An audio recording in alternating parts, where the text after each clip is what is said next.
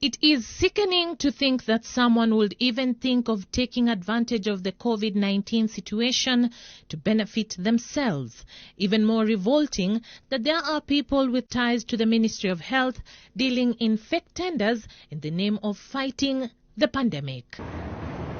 Early Friday, Mercy Wanjiku Wahiga, also known as Linda Masaka, was arraigned in court for cheating a businessman of goods worth 37.5 million shillings by making false documents fronted as tenders from the Ministry of Health. The suspect is said to be working with officials at the Ministry of Health, who the aggrieved party is seeking the arrests. The goods supplied were personal protective gear and other medical gadgets, including 20,000 cartons of hand gloves worth 19 million shillings and 1,000 infrared thermometers worth 18.5 million shillings. The suspect, Mercy Wahiga, was released on a 200,000 shillings cash bail with one guarantor or a depository bond of 300,000 shillings plus a surety of the same amount. These and other such deals are according to reliable sources being conducted by former Ministry of Health supply chain officials recently transferred from the ministry by Cabinet Secretary Mutahi Kagwe for having taken part.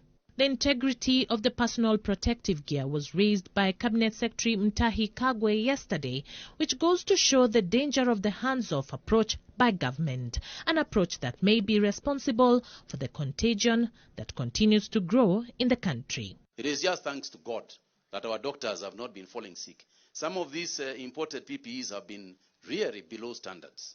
The frustration of the greed in government circles was expressed by the president, which he says informed the change of strategy in providing relief to vulnerable families during the COVID-19 pandemic.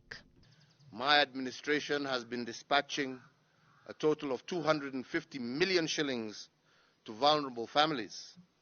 In the past, if a family couldn't feed itself because of floods, famine, or other such natural calamities, we rushed previously to give them food aid.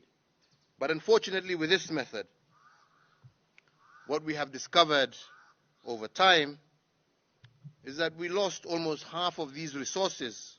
Though the new strategy of sending money directly to vulnerable families is a money saver, the criteria used has been questioned. The government has to battle with the already low trust levels when it comes to handling resources, as well as the integrity of the lists, where some families may be listed more than once or ghost families are listed.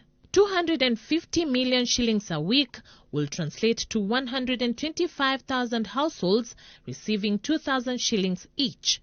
Laudable as that may be, the reality is that this aid is reaching 1% of the 12.2 million households in Kenya, going by the 2019 National Housing and Population Census. That's not all in terms of some privileged Kenyans helping themselves to aid meant for the poor.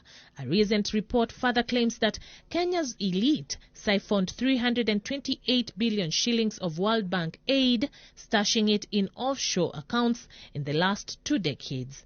This report is yet to be addressed and explained by government. The NGO Coordination Board and Treasury have remained mum on the issue, which means that the problem may be deep-rooted. The coronavirus pandemic has stolen livelihoods and lives from thousands of homes as millions try to save whatever they can. Meanwhile, the cancer of corruption through some agents is eating away at the little that is left. Charity Mwangi, NTV.